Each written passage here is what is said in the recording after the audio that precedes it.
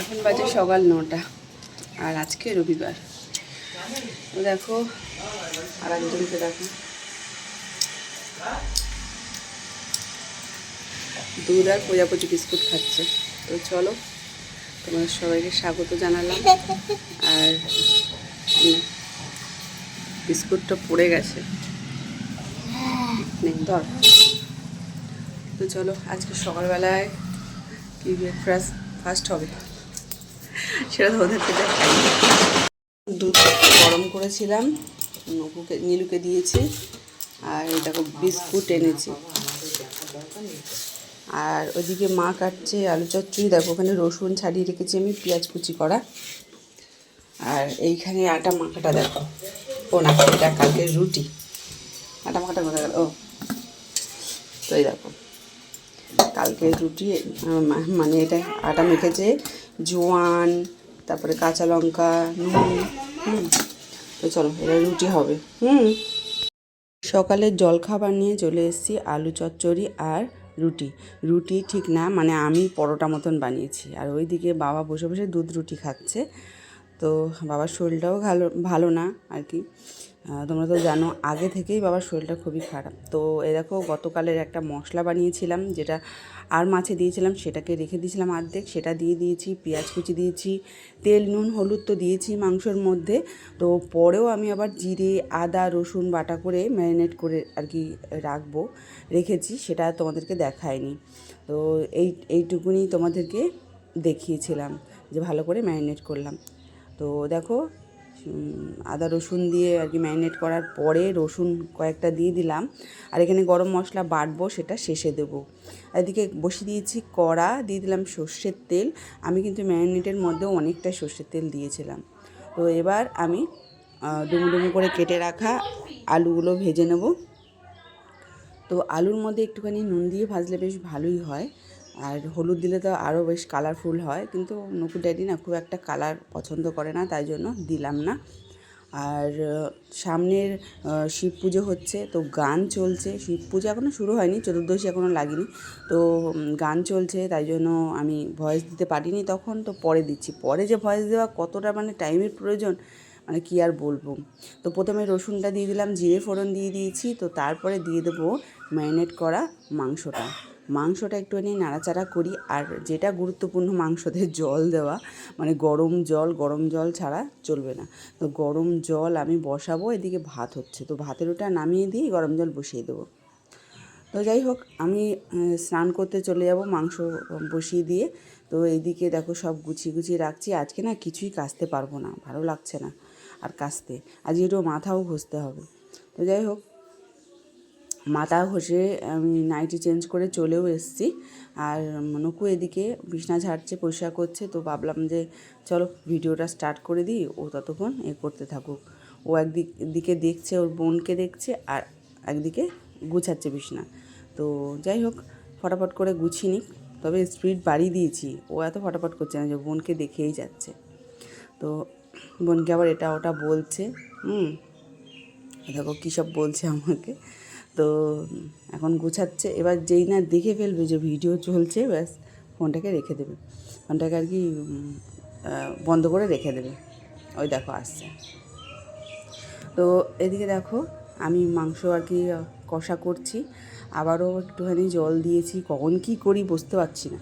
তো যাই হোক গরম জল তো বসিয়ে দিয়েছি, কাঁচা লঙ্কা দিয়েছি, শুকনো লঙ্কা দিয়েছি, এর মধ্যে কোনো লঙ্কা বেটে টেটে কিছু দিইনি। তো দেখো গরম জলটা দেওয়ার আমার একটু কমই হয়ে গেছে, আবারও একটুখানি গরম জল বসিয়ে দিয়েছি।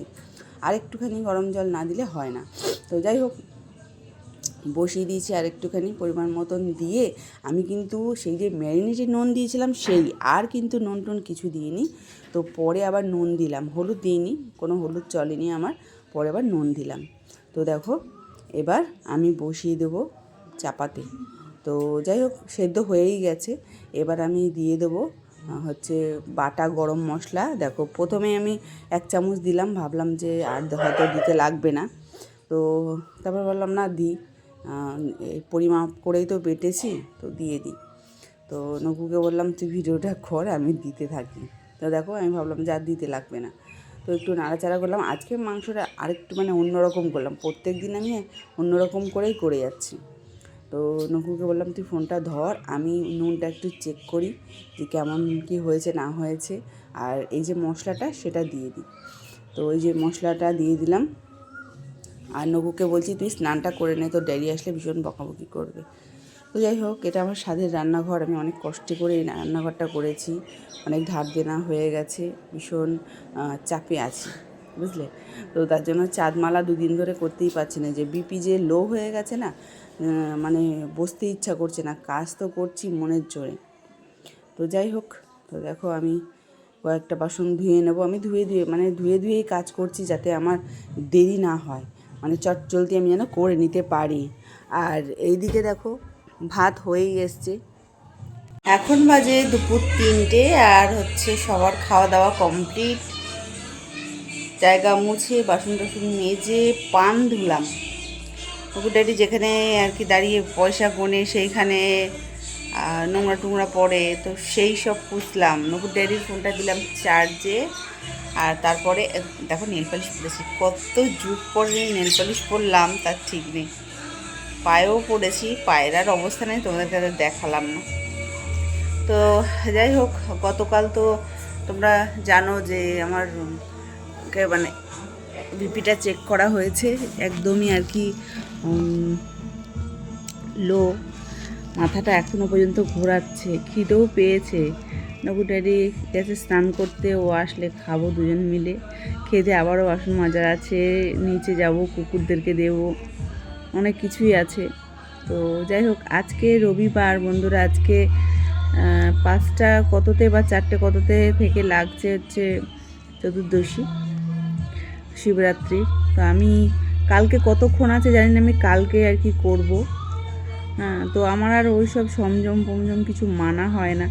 আজকে বললাম নকুর ড্যাডিকে, দেখো আমি আর কোনো কিছু রান্না করব না, মাছ মাংস, শুধু নিরামিষ করি।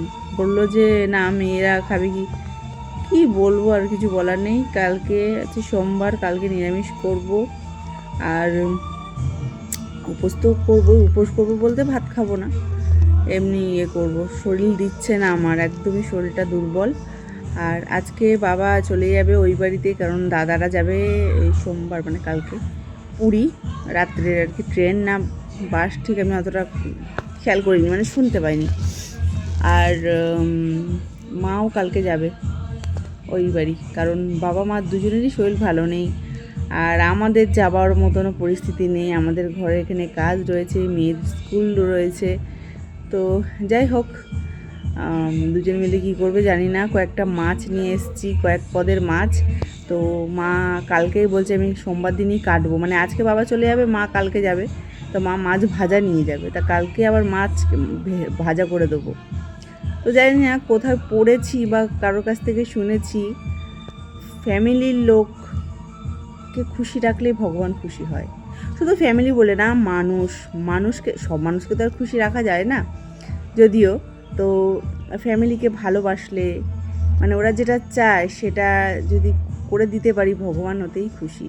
আর কোনো মানুষকে কটূক্তি, কোনো কথা, এমন কথা বলবো না যে তার কষ্ট লাগবে, এটা আমি চাই, কিন্তু কতটা পারি জানি না। তো যাই হোক বন্ধুরা, তোমরা সঙ্গে থাকো সারাটা দিন। তো দেখলে তো আজকে মানে অনেক কার্য হয়ে গেল, রান্না হয়ে গেছে, আমিষ রান্না, কিছু করার নেই। আর সামনে হচ্ছে এক জায়গায় গান চলছে, কি জানি কপিরাইট ক্লেম আসবে কিনা জানি না। তো যাই হোক, তোমরা সঙ্গে থাকো, আর খাওয়া দাওয়া করবো একটু পরে, নকুটা ঠিক আছে স্নান করতে, সঙ্গে থাকো। পুজো অনেকক্ষণ ধরেই শুরু হয়ে গেছে, ব্রাহ্মণ একচোট পুজো দিয়ে বসেছে বিশ্রামে। তো আবারও গোছানো হচ্ছে, এখানে হোম হবে, তবে আমি থাকতে পারবো না জানো বন্ধুরা, সামনে আমার ওপরে রুটি করা বাকি রয়েছে, মাকে খাবার দেওয়া বাকি রয়েছে, তারপরে নকুর ড্যাডি খেলা দেখছে, এইসবের মধ্যে আর হবে না। বড় মেয়েও আসছে না, এরকম ব্রাহ্মণ বসে রয়েছে, এই যে পাশের বাড়ির দাদা। আর দেখো কি সুন্দর করে সাজিয়েছে, ওই দেখো ওইটা আমাদের বাড়ি ডান দিকেরটা, এই যে আমার ছোটো মা বসে বসে আর কি ঠাকুরকে প্রণাম করছে, ও এমনিতে ঠাকুর ভক্ত বললে হবে না। এই যে ওর বান্ধবীও দেখছে যে আমি ভিডিও করছি বলে, তো ওদের কটা ছবিও আমি তুলেছি। তো যাই হোক, তো চলো এবার চলে যাই রাতে খাওয়া দাওয়ার পর এই যে নকুডেরি বরফ না, কিন্তু এটা আমি বরফ বলতে যাচ্ছিলাম, এটা ফিটকিরি। ফিটকিরি ছাড়া মনে হয় বাঁচবে না। সত্যি ফিটকিরিতে মানে এতটা গুণ আছে, প্রত্যেক দিনের কাঁটা মানে কেটে যাওয়া, কাঁটার খোঁচা লাগা সব যেন সেরে যায়। হ্যাঁ, খুব মানে ভালো জিনিস এটা আর কি। আর কত ভয়েস দিতে পারবো জানি না, গান শুরু হয়ে গেছে। তো এদিকে দেখো, তোমাদেরকে ফাঁক দিয়ে দেখাচ্ছি যজ্ঞ হচ্ছে।